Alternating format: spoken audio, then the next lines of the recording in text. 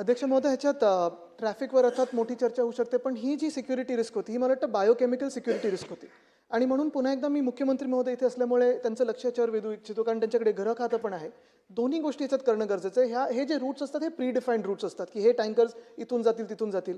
मला वाटतं आमच्या वेळी देखील तो एक जो प्रश्न आला होता, की माहूल परिसर असेल किंवा व्हॉलेटाईल लिक्विड्सचा, तेव्हा रस्ते कसे असायला पाहिजेत, जास्ती खड्डे असले तर लिक्विड्स बाउन्स होतात आतल्यात, त्याच्यातून गॅस निघतात किंवा बॉटम फिलिंग करायला लागतं, नायट्रोजन ब्लँकेटिंग करायला लागतं.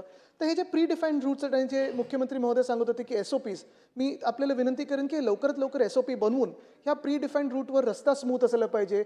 इमर्जन्सी हे सिक्युरिटी व्हेहिक्युलर ॲक्सेस, नुसतं व्हेहिकल आणि ट्रॅफिकचं नाही, कारण त्यावेळी आम्ही विचार करत होतो आंदोलन वगैरे करायचं का, पण सिक्युरिटी रिस्क लक्षात घेऊन लगेच काही आम्ही आंदोलन केलं नाही.